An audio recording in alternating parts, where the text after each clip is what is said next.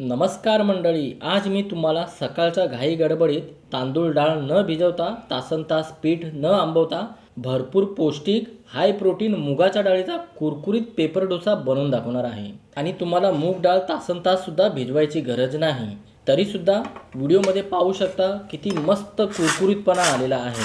दहीसुद्धा वापरायची नाही आणि तितका टेस्टीसुद्धा झालेला आहे. तुम्हीसुद्धा असा पेपर डोसा न चुकता अगदी पहिल्या वेळेस नवशिके जे असतील ते सुद्धा परफेक्ट बनवू शकता. चला तर मंडळी, आता बोलण्यामध्ये जास्त वेळ वाया न घालवता लगेच डोसा बनवायला घेऊ. तर मंडळी, हा हाय प्रोटीन टेस्टी कुरकुरीत पेपर डोसा बनवण्यासाठी इथे आपल्याला 1 कप पिवळीवाली मूग डाळ पाहिजे. तुम्ही वाटलं सर अख्खे मूगसुद्धा घेऊ शकतात, किंवा तुमच्याकडे कपाचं माप नसेल तर तुम्ही कोणतीही वाटी सेट करून घेऊ शकता. त्याच वाटीने तुम्हाला संपूर्ण माप घ्यायचं आहे. म्हणजे माप परफेक्ट निघालं की रेसिपी अजिबात चुकत नाही, इतकी गॅरंटी मी तुम्हाला देतो. मुगाची डाळ घेतली की ह्याला स्वच्छ अगोदर निवडून घ्यायची आहे. ह्याच्यामध्ये बारीक बारीक खडे असतात, ते खडे आपल्याला काढून टाकायचे आहे. आणि ह्याला स्वच्छ 2 ते 3 वेळा पाण्यामध्ये धुवून घ्यायचं आहे. धुवून घेतल्यावर तुमच्याकडे वेळ असेल तर तुम्ही 2 ते 3 तास ह्याला भिजत ठेवला तरी चालेल, किंवा कोमट पाण्यामध्ये 1 तास भिजत ठेवला तरी चालेल. किंवा तुमच्याकडे अजिबात वेळ नसेल किंवा उठायला उशीर झाला असेल तर फक्त तुम्हाला 20 ते 25 मिनटं कडकडीत पाणी गरम करायचं आहे आणि ह्या डाळीला त्या गरम पाण्यामध्ये भिजत ठेवायचे आहे. ही डाळ लवकरात लवकर नरम होते. तुम्ही अख्खे मूग वापरत असाल तर 1 ते 1.5 तास तुम्हाला गरम पाण्यामध्ये भिजत ठेवावं लागेल. किंवा 1 दिवस आधी तयारी केली, म्हणजे रात्री झोपताना तयारी केली तरी काही हरकत नाही. रात्रभर डाळ नॉर्मल पाण्यामध्ये भिजत ठेवू शकता. तर इथे मी अगोदरच 20 मिनटं गरम पाण्यामध्ये ही डाळ भिजत ठेवलेली आहे आणि चांगल्या प्रकारे डाळ भिजली सुद्धा आहे. पाहू शकता फुगली सुद्धा आहे आणि एकदम नरम झालेली आहे. असा हाताच्या बोटांनी सहज तुटत आहे. आता काय करायचं, या डाळीमधलं संपूर्ण पाणी आपल्याला काढून टाकायचं आहे. डाळीमधलं पाणी वेगळं करून टाकलं की मोठ्याशा भांड्यामध्ये डाळ ट्रान्सफर करायची आहे. इथे मोठंसं भांडं घ्यायचं आहे. 2 बॅचमध्ये वाटून घेऊ नका. 2 बॅचमध्ये तुम्ही वाटून घेतलं, 1 बॅच बारीक वाटली जाईल आणि 1 बॅच रवाळ वाटली जाईल. म्हणून कधीही डाळ वाटताना संपूर्ण डाळ एकदाच वाटून घ्यायची आहे. म्हणून मोठंसं मिक्सरचं भांडं घ्यायचं आहे. तर मंडळी, हा हाय प्रोटीन डोसा टेस्टी होण्यासाठी इथे काही आपल्याला जिन्नस वापरायचे आहेत. त्यासाठी सर्वप्रथम आपल्याला इथे 1 चमचा जिरे वापरायचे आहेत. तिखटपणासाठी 2 हिरव्या मिरच्या वापरायच्या आहेत, किंवा तिखट तुम्ही तुमच्या आवडीनुसार कमी जास्त करू शकता. 1 इंच आल्याचा तुकडा वापरायचा आहे, चव चांगली येते. आता डोश्यामध्ये आंबूस चव येण्यासाठी इथे मी दही नाही वापरणार आहे ना लिंबू सत्व वापरणार आहे. तर इथे मी अर्धा ते 1 लिंबाचा रस वापरणार आहे. अगोदर ह्याला एकदम बारीक वाटून घ्यायचं आहे. मगच ह्याच्यामध्ये गरजेनुसार पाणी टाकायचं आहे. आणि जसं आपण नॉर्मल डोसासाठी पीठ बनवतो तसंच पीठ पाहिजे आपल्याला. ना जास्त घट्ट पाहिजे ना जास्त पातळ. त्या हिशोबानेच ह्याच्यामध्ये नंतर पाणी वापरायचं, पण अगोदर एकदम बारीक करून घ्यायचं आहे बरं का. अगोदरच पाणी वापरलं तर हे बारीक वाटलं जाणार नाही. तर मंडळी, मूग डाळीला वाटून झालं की मोठ्याशा भांड्यामध्ये काढून घ्यायचं आहे. आणि ह्याची कन्सिस्टन्सी पाहू शकता. हलकीशी पातळ ठेवली तरी चालेल, पण घट्ट ठेवू नका, कारण की आता ह्याच्यामध्ये बाइंडिंग नाही. तर बाइंडिंग आणण्यासाठी इथे आपल्याला आणखीन 1 जिन्नस वापरायचा आहे, ज्याच्याने बाइंडिंग सुद्धा येणार आणि डोस्याला कुरकुरीतपणा सुद्धा येणार. आता ह्या मिक्सरमध्ये थोडंसं पाणी टाकूया. 4 ते 5 चमचे पाणी टाकलेलं आहे आणि असं खंगाळून घेतलेलं आहे, म्हणजे चिटकलेलं बॅटर पाण्याबरोबर बाहेर येईल.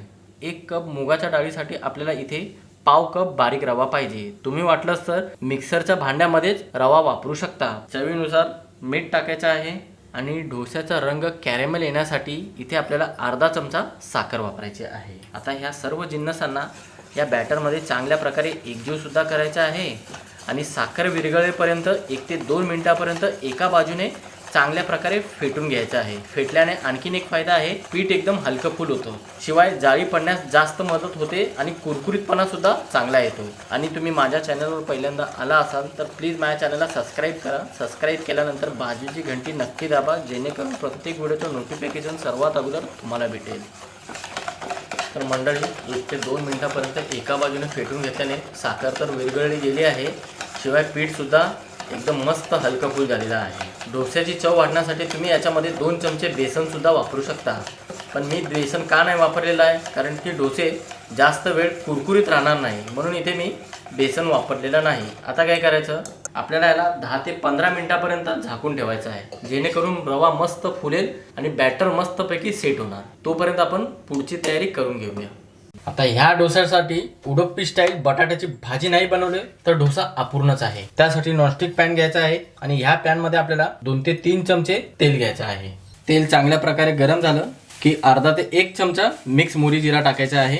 मोहरी जिरा हलकेसे चटकायला लागले तर ह्याच्यामध्ये अर्धा ते 1 चमचा उडदाची डाळ, अर्धा ते 1 चमचा चण्याची डाळ, 2 हिरव्या मिरच्या बारीक कापून टाकायच्या आहेत आणि ह्या सर्व जिन्नसांना काही सेकंद परतून घ्यायचा आहे, जेणेकरून मिरचीचा आणि डाळीचा कच्चेपणा निघून जायला पाहिजे. दोन्ही डाळीचा हलकासा रंग वेगळा होईपर्यंत परतून घ्यायचा आहे. आता इथे यावेळेस आपल्याला एक मोठ्या आकाराचा कांदा असा उभा कापून घ्यायचा आहे आणि सोबतच अर्धा चमचा आलं लसणाची पेस्ट टाकायची आहे. फ्लेवर चांगला येण्यासाठी चिमूटभर हिंग वापरायची आहे आणि ह्या वेळेस इथे आपल्याला कढीपत्ता टाकायचा आहे. कढीपत्ता अगोदर टाकल्याने काय होतं माहिती आहे काय, कढीपत्त्याचा फ्लेवर निघून जातो, म्हणजे कढीपत्ता जास्त प्रमाणामध्ये जळतो. म्हणून कढीपत्ता कधी कांद्यावर टाकायचा आहे, चव पकडून राहते.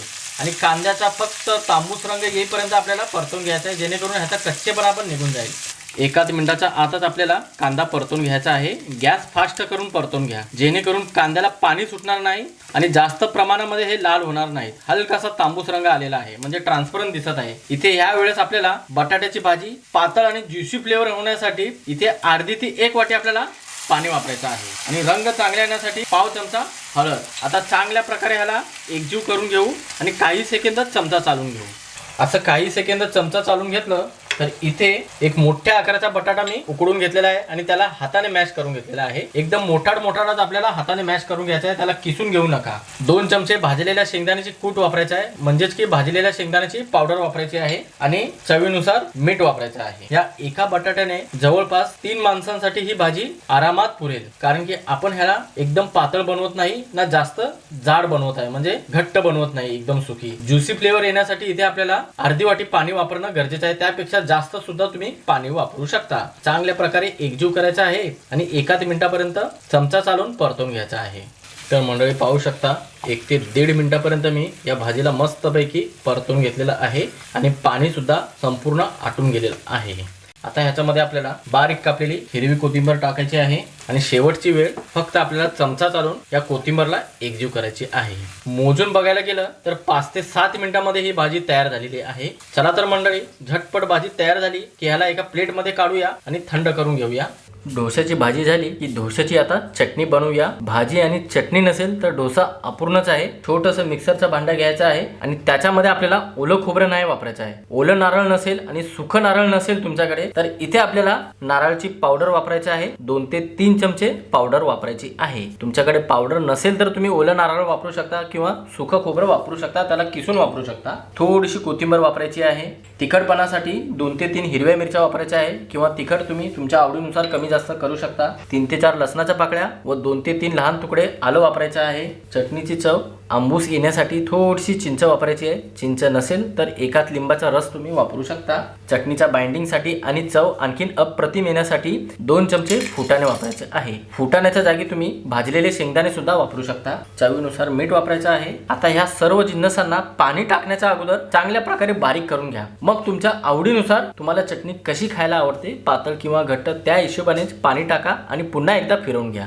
चटणीला बारीक वाटून झालं की याला मोठ्याशा वाटीमध्ये आपल्याला काढून घ्यायची आहे. पाहू शकता चटणीची कन्सिस्टन्सी ना जास्त घट्ट आहे ना जास्त पातळ, अशी मध्यम टाईपमध्ये ठेवलेली आहे. तुम्ही तुमच्या आवडीनुसार चटणीची कन्सिस्टन्सी ठेवू शकता. आता चटणी आणखीन खमंग होण्यासाठी इथे आपल्याला फोडणी द्यायची आहे. 1 ते 2 चमचा तेल गरम करायचं आहे पॅनमध्ये आणि त्याच्यामध्ये अर्धा ते 1 चमचा मिक्स मोहरी जिरा घ्यायचा आहे आणि सोबत पाव चमचा हिंग घ्यायचा आहे. थोडेसे कढीपत्ता घ्यायचा आहे.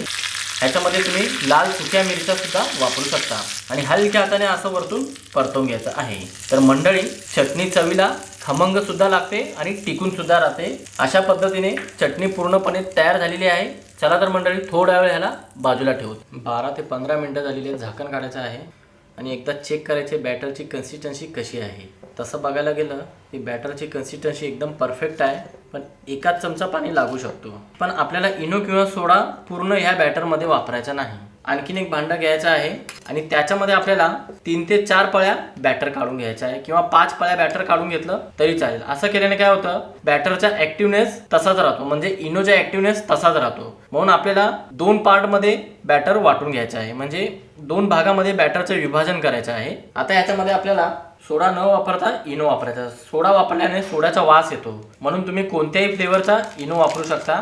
पण पूर्ण इनो नाही वापरायचा. एका भागामध्ये अर्धा पॅकेट वापरायचं आणि एका भागामध्ये अर्धा पॅकेट वापरायचं. तुम्ही सोडा वापरत असाल तर 2 चिमूट एका भागामध्ये वापरायचं आणि 2 चिमूट एका भागामध्ये वापरायचं. इथे मी अर्धा पॅकेट इनो अगोदर टाकतो. मग याच्यावरती आपल्याला अर्धा चमचा पाणी टाकायचं आहे. इनो चांगल्या प्रकारे ॲक्टिव्ह होण्यासाठी पाणी टाकायचं आहे आणि चांगल्या प्रकारे हलक्या हाताने ढवळून घ्यायचं आहे. जास्त जोर लावून ढवळून घ्यायचं नाही. आणि इनो टाकल्या आपल्याला लगेच डोसे बनवायला घ्यायचा आहे, कारण की इनोचा ॲक्टिव्हनेस सुद्धा जास्त वेळ टिकून राहत नाही. एक डोसा बनवत असताना ज्या बॅटरमध्ये तुम्ही इनो मिक्स केला आहे त्या भांड्याला तुम्ही झाकून ठेवायचं आहे. झाकून नाही ठेवलं तर इनो तिथे सुद्धा उडू शकतो. आता चला आपण फटाफट डोसे बनवायला घेऊ.